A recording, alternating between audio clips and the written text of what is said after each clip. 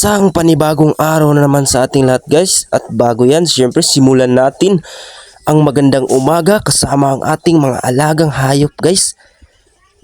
At ngayon, samahan niyo ako dito sa aking kwento, sa aking pagkumpay, sa aking mga alaga. Let's go! Maaga nga akong gumising guys dahil sa mga ganitong oras guys ay gumigising na ako dahil syempre marami tayong trabaho guys. At syempre guys, bibidyohan muna natin itong mga alaga natin para makumusta natin sila. At guys, para malaman nyo guys, ay maaga nga pala akong gumigising dahil maaga akong magkumpay ngayon. Ganyan talagang oras ako magkumpay guys at pumunta doon sa area na aking kinukumpayan. At dito nga guys ay kinuha ko na tong sanggot na ginagamit ko pang kumpay. At ayan, nakaprepare na ako guys at ready to go na. Tara, let's go!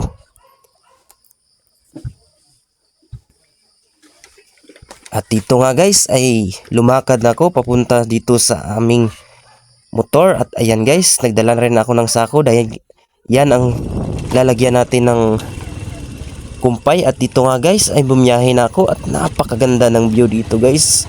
Sa paglabas ng araw guys ay napakaganda.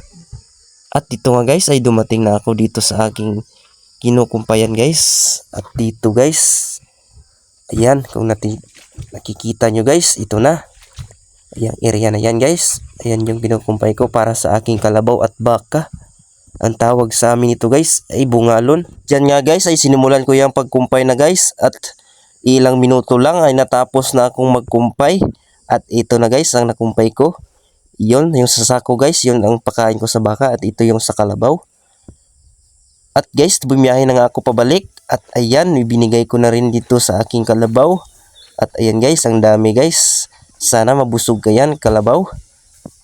Yan, kumain ka ng mabuti. At ito guys, yung aking baka.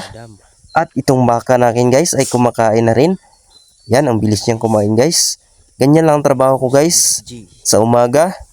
At pagdating ng mga alas 3 ng hapon guys, ay ganyan pa rin. Magkumpay na rin ako doon ulit. Ganyan lang, paulit-ulit guys, araw-araw ang aking trabaho. At yan guys, salamat sa iyong panonood. Sana natuwa kayo at na-inspire sa aking ginagawa.